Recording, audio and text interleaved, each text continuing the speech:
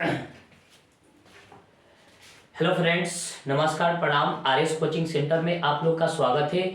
आज हम class 12 subject physics का चैप्टर नंबर 1 जो है विद्युत क्षेत्र तथा विद्युत आवेश तथा क्षेत्र का जो इम्पोर्टेंट सूत्र है उसको आज आप लोग को बताएंगे, ठीक है। और ये 10 सूत्र आप लोग जब कंप्लीट कर लेते हैं तो आप लोग का पूरा गारंटी देते हैं कि 10 नंबर आप लोग का कंप्लीट होगा। बस 10 को देखने के बाद 10 नंबर आप लोग का कंप्लीट होगा, ठीक है। चलिए हम इसको देखते हैं। और ये ऑब्जेक्टिव क्वेश्चन में बार बार ये सूत्र पूछता है और परीक्षा की दृष्टि से बहुत बहुत महत्वपूर्ण है। तो इस सूत्र को हम देखेंगे और समझेंगे, ठीक है। चलिए हम स्टार्ट करते हैं क्लास 12 सब्जेक्ट फिजिक्स का चैप्टर नंबर जो हमारा क्या है 1 का नाम क्या है विद्युत आवेश तथा क्षेत्र है, ठीक है। तो चलिए हम स्टार्ट करते हैं।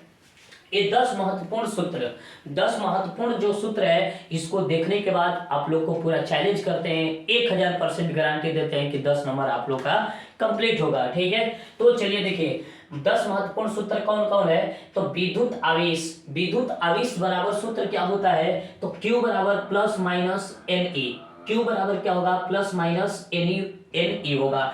एन जो होगा इलेक्ट्रॉनों की संख्या होगा, ई जो होगा इलेक्ट्रॉनों पर चार्ज होगा। मतलब ई कहने का मतलब क्या होगा कि इलेक्ट्रॉन पर कितना आवेश होता है। तो 1.6 गुणे 10 पावर माइनस 19 कूलम होता है, ठीक है। तो यह हो गया हमारे क्या इलेक्ट्रॉनों की संख्या हो गया और ई क्या हो गया आवेश हो गया, मतलब चार्ज हो गया, ठीक है। और एक Q बराबर होता है विद्युत आवेश में होता है Q बराबर IT होता है। I जो हो गया विद्युत धारा हो गया और उसके बाद T क्या हो गया समय हो गया।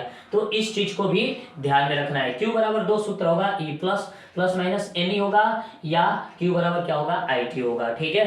तो अब ऐसा करते हैं कि ये आप लोग को समझ में आ गया होगा। चलिए दूसरा का क्वेश्चन देखते हैं। विद्युत आवेश का मूल आवेश क्या होता है। विद्युत आवेश का मूल आवेश कहने का मतलब क्या होगा। Q बराबर E हो सकता है या 2E हो सकता है या 3E हो सकता है या जिसे कहने का मतलब कि 4E हो सकता है, 5E हो सकता है। लेकिन कहने का मतलब कि 1.5E नहीं होगा, मतलब दशमलव के रूप में नहीं होगा, ठीक है। तो उसी को हम क्या बोलते हैं मूल आवेश बोलते हैं। मतलब पूर्ण गुणज हो, ठीक है, मतलब सम संख्या हो, विषम संख्या हो, ठीक है, प्राकृतिक संख्या हो, लेकिन दशमलव के रूप में नहीं होना चाहिए, ठीक है। तो उसी को हम क्या बोलते हैं मूल आवेश बोलते हैं। तो Q बराबर E भी हो सकता है, 2E भी हो सकता है, 3E भी हो सकता है, लेकिन दशमलव में नहीं हो सकता है। जिससे कहने का मतलब कि 4.5 E होगा तो ये मूल आवेश नहीं होगा, ठीक है। तो मूल आवेश बराबर किसका रूप हो सकता है E हो सकता है 2A 3E,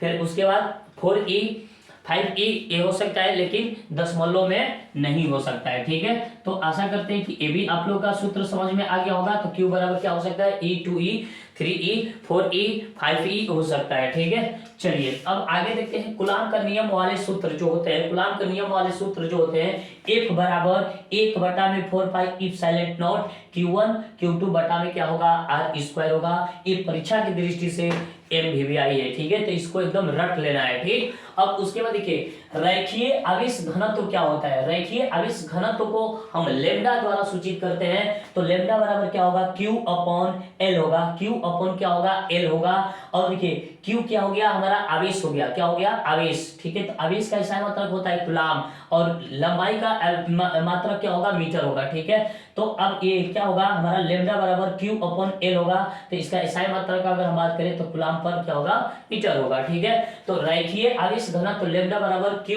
क्या होगा L होगा, ठीक। अब उसके देखिए पृष्ठीय आवेश घनत्व क्या होगा। तो पृष्ठीय आवेश घनत्व को हम किससे सूचित करते हैं सिग्मा से। किससे सूचित करेंगे सिग्मा से। तो सिग्मा बराबर क्या होगा Q/A होगा। Q/ क्या होगा ये होगा, ये हमारा हो गया पृष्ठीय क्षेत्र हो गया, हाई क्या हो गया आवेश हो गया। अगर इसका एसआई मात्रा का बात करें तो कूलम पर मीटर स्क्वायर होगा।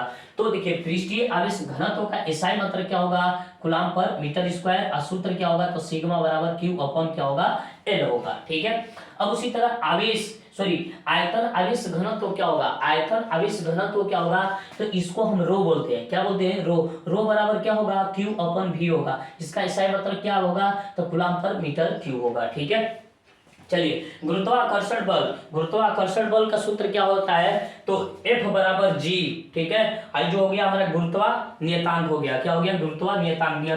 नियतांक करने का मतलब कि उसका मान एकदम फिक्स होता है, मतलब न बढ़ता है ना घटता है, ठीक है। तो जी हो गया m1 m2 और बटा में क्या हो गया डी स्क्वायर करने का मतलब क्या होगा कि दोनों पिंड के बीच की दूरी, और m1 m2 हो जाएगा जो हमारा पिंड का द्रव्यमान होगा, ठीक है। तो यहाँ पर F बराबर क्या होगा g m1 m2 बटा में क्या होगा डी स्क्वायर होगा, ठीक है। अब उसके बाद देखिए विद्युत क्षेत्र की तीव्रता को E वेक्टर द्वारा सूचित किया जाता है। तो E बराबर क्या होगा F वेक्टर बटा में Q, या इसी को इधर ले आएंगे तो F वेक्टर बराबर क्या होगा Q E वेक्टर होगा, ठीक है। तो विद्युत क्षेत्र की तीव्रता परीक्षा की दृष्टि से बहुत बहुत महत्वपूर्ण है, ठीक है। तो चलिए हम इसको देखेंगे, आगे देखेंगे क्या है,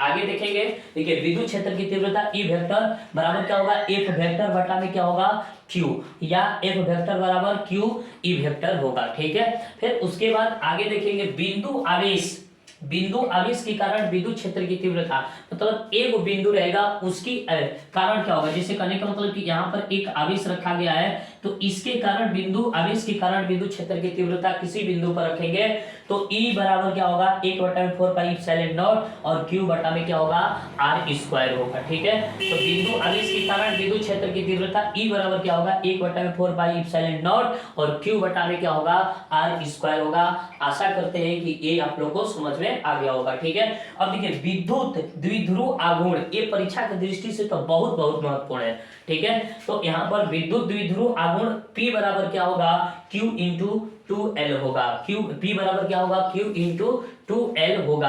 आशा करते हैं कि ये 10 सूत्र जो है आप लोग को अच्छे से समझ में आ गया है। तो इस वीडियो को लाइक, सब्सक्राइब, कमेंट, शेयर जरूर करना है और अपने दोस्तों के यहाँ ज्यादा से ज्यादा शेयर करना है, ठीक है। चलिए, जय हिंद, जय भारत।